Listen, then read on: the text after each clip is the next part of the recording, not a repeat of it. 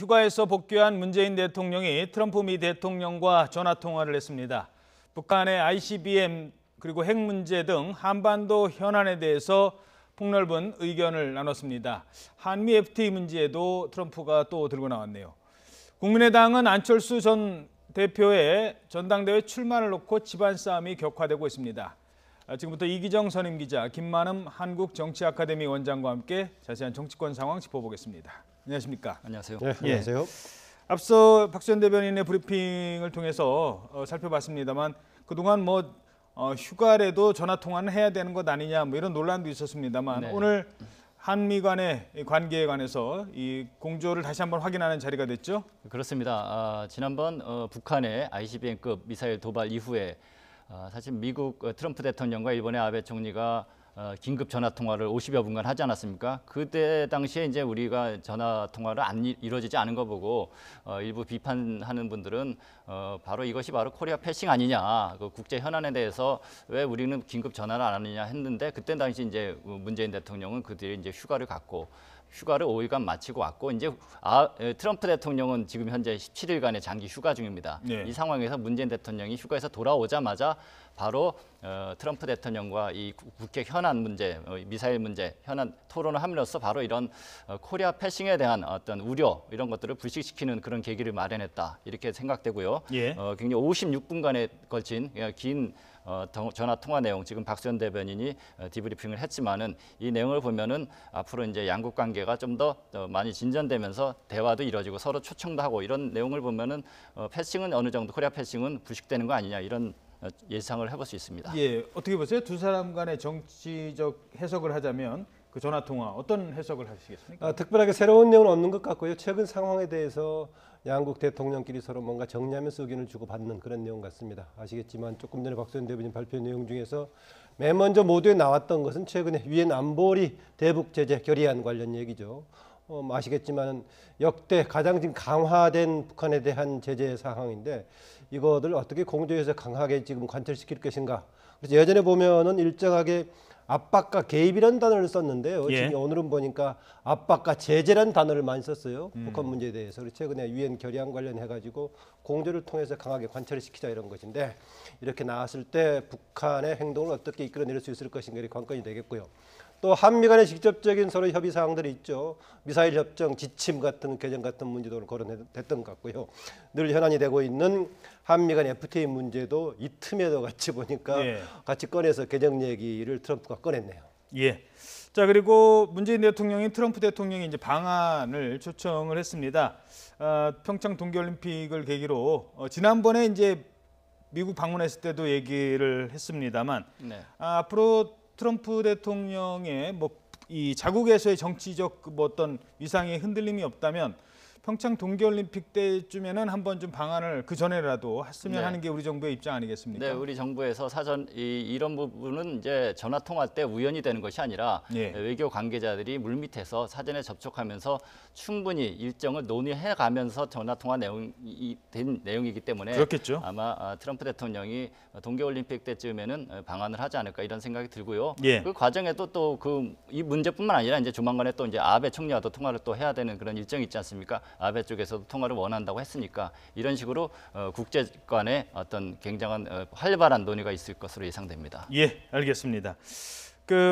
두 정상 간의 전화 통화 내용, 특히 이제 외교적 분석은 이어진 뉴스에 하도록 하고요. 대통령 얘기 나온 김에 휴가 때 읽었던 책, 명견만리, 이 책이 또 좀 요즘 화제가 되고 있어요. 대통령이 휴가 때 무엇을 하고 보내느냐, 이것도 관심이 많은데. 네.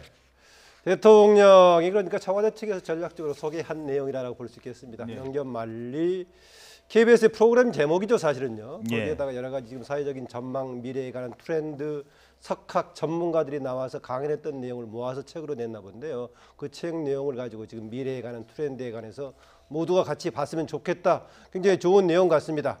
물론 야당의 일부에서는 만리가 아니라 지금 대통령 당장 처해 있는 문제부터 잘 해결해야 되지 않느냐 이런 지적도 하는데요. 어쨌든 간에 대통령 휴가 기간 동안 그런 문제 했다. 긍정적인 전달로 보는데요. 반박하는 쪽에서는 지금 시급한 상황에서 그 만리 보면서 있을 상황이냐. 지금 대북 문제 당장 걸려 있고 지금 아시안 안보 포럼 열리고 있는데 지금 왕이 외교부장 우리 강경화 장관을 보고 지금 이게 왜 찬물을 끼얹느냐라고 있는 상황인데 현안이 시급하다. 물론 당장의 현안에 대한 지금만 해결책을 모색하는 것도 필요하고 또 미래에 대한 비전과 트렌드를 같이 읽는 것도 동시에 같이 해야겠죠. 예, 알겠습니다. 그 전화 통화 관련해서 하나만 짚고 넘어가죠. 56분간 통화했다라는 얘기가 지금 이제 들어온 것 같아요. 네네. 지난번에 아베 총리와 트럼프의 전화 통화도 비슷했습니다만 네. 누가 더 오래 한 겁니까? 비슷한 거죠, 그러니까. 예, 그렇지. 이 내용은 바로 두 분이 다이렉트라는 것이나 중간에 뭐 통역도 있을 수 있고 그렇기 때문에 55분인가요, 그때? 뭐 예. 거의 비슷한 분량으로 저희가 지금 보고 있습니다. 예, 네. 중간에 그러니까 어차피 전화 통화라고 해도 사전에 조율된 내용을 갖고 그렇죠. 정상 간의 상징적인 통화 내용이기 때문에 네, 네. 그 정도의 시간은 만약에 뭐 한 20분 통화했다 이랬으면 굉장히 좀 기분이 울적하시고 있었는데 예. 거의 아베 총리와 거의 비슷한 수준의 시간대 통화를 했고 거기에는 지금 말씀하신 것처럼 유엔 안보리 최근에 이 15개 유엔 상임위 국가가 만장일치로 이 대북 제재를 결의하는 것이 쉽지 않거든요. 예. 중국과 러시아까지도 동의를 했기 때문에 굉장히 중요한 내용에 대해서 이야기를 한 겁니다. 예. 네. 그리고 아까 한미 정상회담 관련 얘기가 나왔죠. 가급적이면 평창 동계올림픽 또는 그 이전에 왔으면 좋겠다는 얘기인데요. 우리의 입장뿐만이 아니라 미국의 입장에서도 지금 우리나라가 굉장히 중요하죠. 물론 한미일 세 나라의 축으로 보자면 늘 나왔다시피 일본에 비해서 우리나라에 대한 비중을 너무 조금 두고 있다 이런 얘기 나오는데요. 지금 동북아 전략에서 우리나라가 중요할 수밖에 없기 때문에 우리나라 차원이 아니라 미국 차원에서도 지금 한국을 방문해가지고 정상회담을 갖는 것은 필요할 겁니다. 예, 알겠습니다. 그 전화 통화기 때문에 문재인 대통령이 복장은 좀 자유롭게 네. 그 지금 아침 7시 50몇 분에 우리는 시작했잖아요. 아침 7시 58분이고요. 예. 미국으로 따지면은 이 시각이 아마 일요일 오후 예. 저녁 식사 전쯤 아닐까 싶은 생각이 듭니다. 그래서 예. 문재인 대통령의 복장이 참 정장이 아니었어요. 티셔츠, 와이셔츠를 입고 있었는데 남방이죠, 남방. 예. 상당히 특이한 복장이었습니다. 예, 그 화면은 오늘 화면인지는 저희들이 아직 확인은 안 됐습니다만 지금 화면은 그랬던 것 같습니다. 자, 다음 얘기 나눠보도록 하죠. 국민의당 현역 의원 10명이 어제 긴급 회동을 갖고 네. 안철수 전 대표를 만났다고 합니다. 바로 국민의당 얘기인데요. 안철수 대표는 결국 출마를 선언했고 그리고 뭐 천정배, 정동영 두 다른 의원들은 강하게 반발하고 네네. 있습니다. 게다가 네. 지금 현역 의원 10명이 직접 만나서 출마하지 말아달라 이런 요구를 하기 위해서 만난다고요. 네, 그렇습니다. 지금 상황을 보면은 국민의당 굉장히 복잡하죠.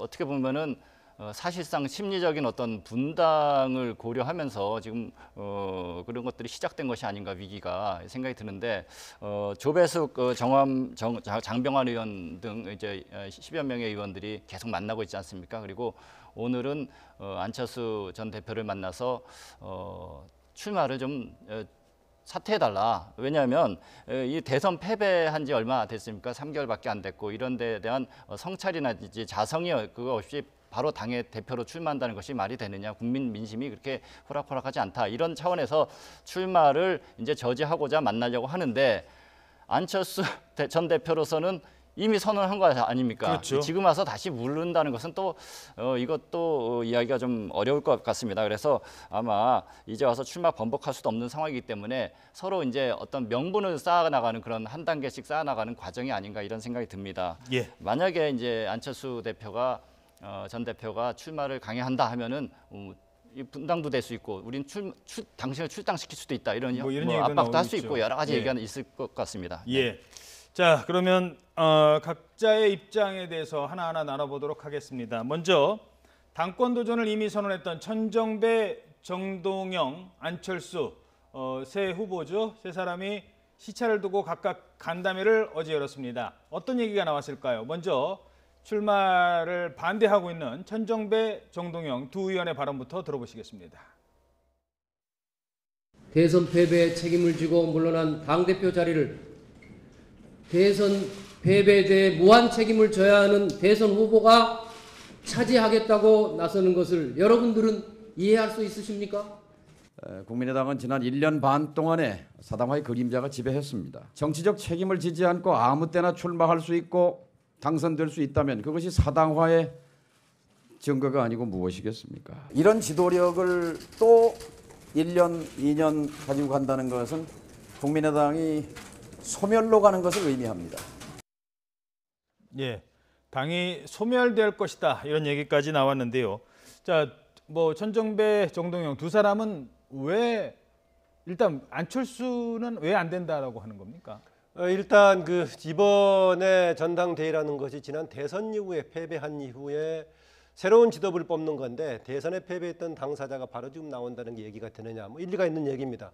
그렇기 때문에 이 부분은 안철수 전 대표도 받아들이고 있습니다. 그래서 선당 후사라는 용어를 쓰고 있죠. 개인적으로는 이번에 대선에서 패배했던 당사자가 바로 얼마 안 돼서 나온다는 것이 국민적으로 명분이 맞지 않을 거다 알고 있기 때문에 감수하고 나온다 이런 얘기하고 있습니다. 거기다가 잘 아시겠지만 최근에 대선 시기에 그 제보 조작 사건 관련 문제 가지고 안철수 전 후보, 전 대표가 또 사과까지 하지 않았습니까? 반성과 성찰의 시간을 갖겠다 했는데 바로 나온다는 얘기가 되느냐라는 얘기인데 선당 후사 얘기를 하면서 그냥 두면은 지금 서로가 당이 소멸된다고 얘기하고 있죠. 그러면 안철수 전 후보의 경우는 내가 나서면은 왜 당을 살릴 수 있는 것인가에 대한 분명한 국민들에게 확신을 줘야 될 것인데 그것은 분명치 않아 보입니다. 여기다가 더구나 최근에 거의 뭐 꼴찌 부근에서 왔다 갔다 하고 있는 국민의당에 대한 저조한 지지율이 안철수 전 후보라든가 지금 나서고 있는 천정배, 정동영 의원 이런 사람들하고 무관하게 만들어진 것이 아니라 사실상 그런 사람들이 포함된 가운데 지지도가 나오는 것이죠. 대표적으로 안철수 전 후보의 경우에는 지금 국민의당을 대표하는 선수 아니겠습니까? 예. 그런 가운데 이런 지지가 나와 있다면은 사실상은 전 후보 자체도 상당히 책임이 있다.